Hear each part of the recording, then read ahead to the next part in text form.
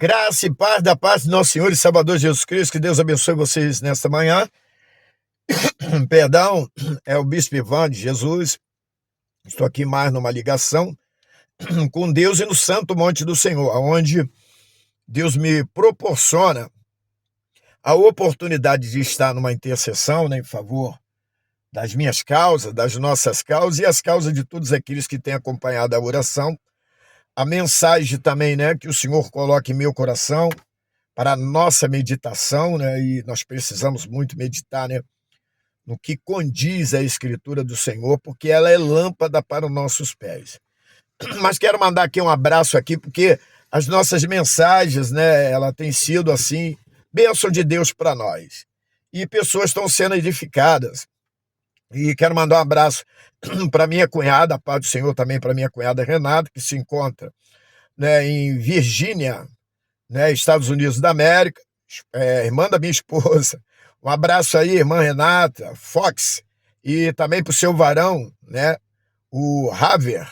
Que Deus abençoe a todos vocês aí. E também mandar um abraço, né, para o Luiz Cláudio. Luiz Cláudio, ele está na Itália, está ouvindo as mensagens, né, e também as orações. Minha cunhada faz esse trâmite, nos ajudando a fazer a obra missionária. Deus te abençoe, irmã Renata. E abençoe também o Luiz Cláudio, né, que está em Fila Ligure, que é Itália. Deus abençoe grandiosamente, né, você, Luiz Cláudio, e tem aí uns dias abençoados em Cristo. Sempre meditando. Meu querido, mas para não ficar só nas minhas palavras, né, eu gostaria de conjecturar com vocês aqui em 2 Coríntios, livro de 2 Coríntios, né, segunda epístola de apóstolo Paulo aos Coríntios, lá no verso 6, que diz o seguinte. Primeiro nós vamos abordar esse texto, que fala sobre a visão celestial e o espinho na carne. Olha, vou repetir, o título já começa a abrir uma procedência. A visão celestial é o espinho da carne, o espinho da carne. Vem comigo aqui no verso 6. Diz assim, ó, o apóstolo Paulo: porque se quiser gloriar-me, não serei nécio, porque direi a verdade, mas deixo isso para que ninguém cuide de mim mais do que em mim vê ou de mim ouve. Verso 7. E para que me não exaltasse pelas excelências das revelações, diz o apóstolo, foi-me dado um espinho na carne, a saber, um mensageiro de Satanás, para me esbofetear. Tá vendo aqui? Me esbofetear, a fim de não me exaltar, diz o apóstolo.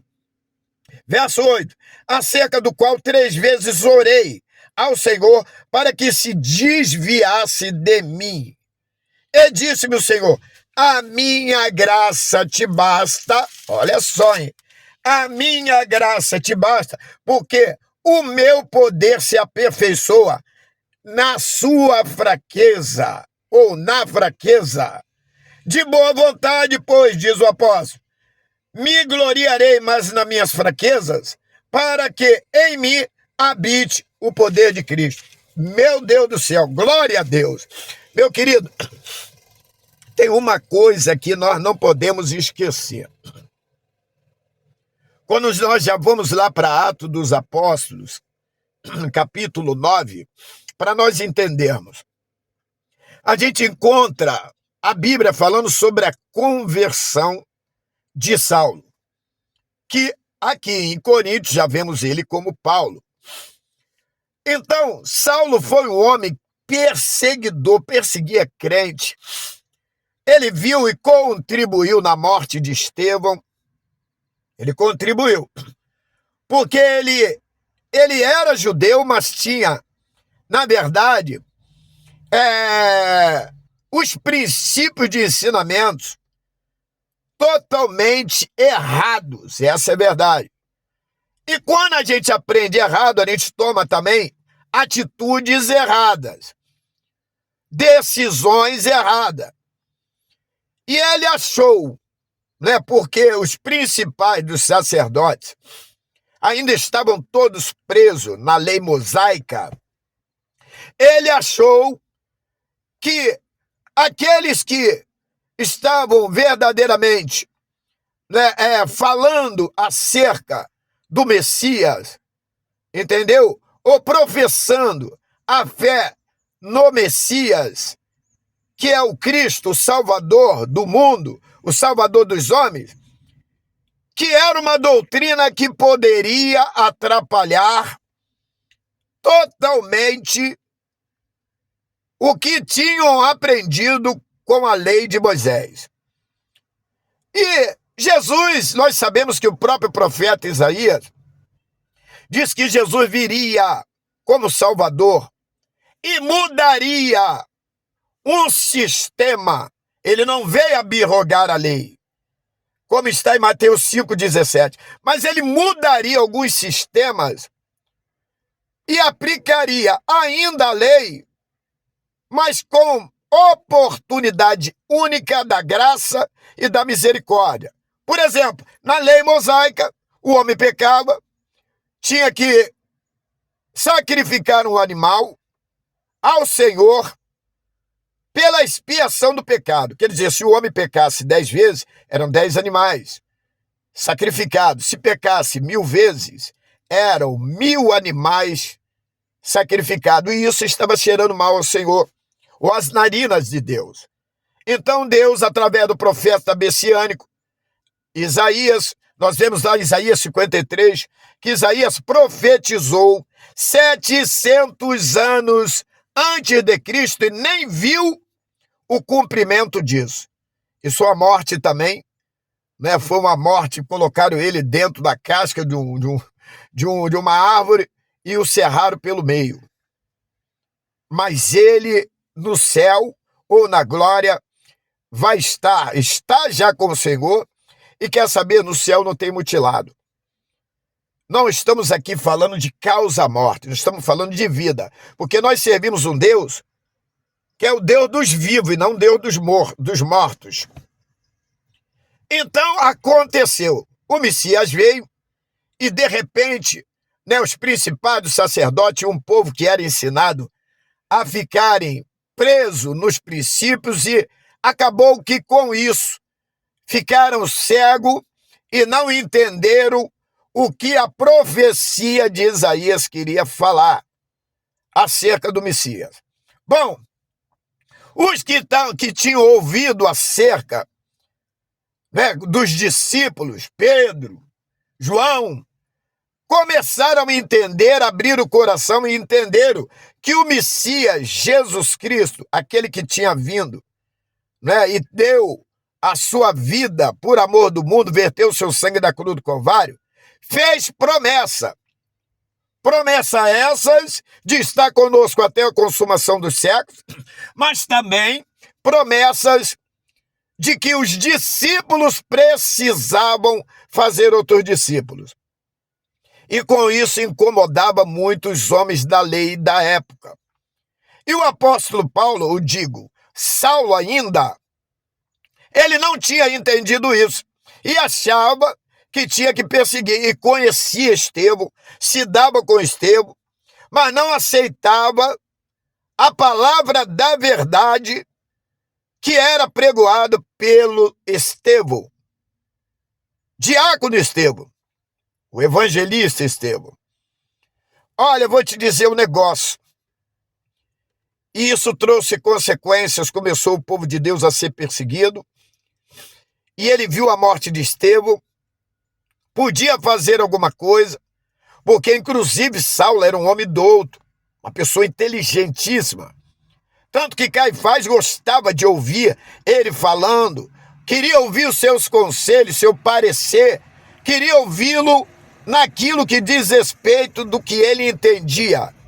E com certeza ele sempre falava dentro do entendimento da lei mosaica, e isso agradava os principais dos sacerdotes e também agradava todos os que estavam junto com Caifás. E o povo da cidade era ensinado assim. Bom, vem comigo, terra. A Bíblia diz que ele pegou carta com os principais sacerdotes, saíram para Damasco para poder perseguir os cristãos que tinham saído ali da Terra Santa e foram para Damasco. Ao caminharem para lá, ou seja, Saulo, ao caminhar para essa região, teve um encontro com o Senhor. E nesse encontro que ele teve, irmão, Jesus permitiu que ele ficasse cego para entender a boa vontade do que seria servir a Deus. Bom, essa é a história que está em Atos dos Apóstolos, mas nós estamos aqui em 2 Coríntios. Eu quero chamar a atenção sobre esse versículo, principalmente o versículo 9. O versículo 8, que ele clamou, ele orou. Olha, ele estava numa situação, Paulo, que ele orou deveras ao Senhor. O que seria orar deveras ao Senhor? Era uma oração constante, pedindo ao Senhor que tirasse, Senhor, tira de mim esse espinho na carne, que na verdade ele declara que era um mensageiro de Satanás. Meu querido, minha querida, vem comigo. Quando nós vamos para Atos dos Apóstolos e vemos aqui no verso 8 e o 9, que nós vamos daqui a pouco meditar, o versículo 9, nós vemos que o apóstolo Paulo estava incomodado. Alguma coisa estava incomodando ele. E ele já servindo ao Senhor, já transformado numa nova criatura, um novo homem, e um homem ainda dedicado ao Senhor. Mas peraí, quando nós vamos para Atos dos Apóstolos ainda, capítulo 10, nós vamos ver lá um título escrito assim, ó, o perseguidor perseguido. Então vem comigo. A desobediência, ela traz algumas consequências. Existe o perdão? Existe. Nós servimos um Deus que é galardoador. Jesus é um Deus perdoador. Mas, meu querido, toda coisa feita contra a vontade de Deus tem preço. Toda desobediência tem preço. Então vamos aqui meditar no negócio. Se desobedeceu a vovó, se desobedeceu o papai, se desobedeceu a mamãe, se desobedeceu aquele marido que é servo de Deus, que está orientando certo, se desobedeceu a esposa que está sendo guiada por Deus para orientar, tomou decisões precipitadas, bateu o pé para a mamãe, para o papai, seja lá para quem for, para o pastor, para o presbítero, é um desobediente, uma desobediência, aí verdadeiramente se arrepende. Ô glória! Quando há arrependimento, maravilha. Estou arrependido, estou arrependida. Graças a Deus. Porque é o arrependimento, sim, meu querido e minha querida. É o arrependimento que move o coração do Senhor. Principalmente se o arrependimento for perpétuo. Bispo Ivan, o que seria um arrependimento perpétuo? Para sempre. E não fazer mais. Mas quando nós erramos, quando nós pecamos, não importa a origem do pecado, mas quando ainda se arrepende, é bom, é ótimo, é a melhor decisão se arrepender dos pecados, mas tem preço. Tem preço. O apóstolo Paulo perseguia os crentes, perseguia o povo de Deus, depois passou a ser perseguido. Contribuiu na morte de Estevão, depois pagou preço. Foi perdoado? Sim, mas tem preço. E não tem para onde correr, meu querido. Tem que pagar o preço. Nós temos que pagar o preço dos nossos erros. Nós temos que pagar o preço. Se eu bebia muito e comecei a perturbar os outros, depois que Jesus nos converte, pode ter a certeza que vem bêbado para te perturbar. Esse é o preço pago. Então, às vezes, em alguns casos, fica como lembrete para não se exaltar. Demanto na xergue na Arábia. Para não se exaltar, fica um espinho na carne. E às vezes o mensageiro de Satanás. Justamente para não se exaltar, não achar que é todo poderoso, não achar que é toda poderosa. Então daí nós entendemos que tem muita gente que ainda vai pagar preço. De repente teu preço demorou. Você pensou que ia ficar tudo assim. Até orou o Senhor, até se arrependeu, mas também tem o tempo do preço. Riplapá, súbia na Arábia. Tem o tempo, manto, do preço.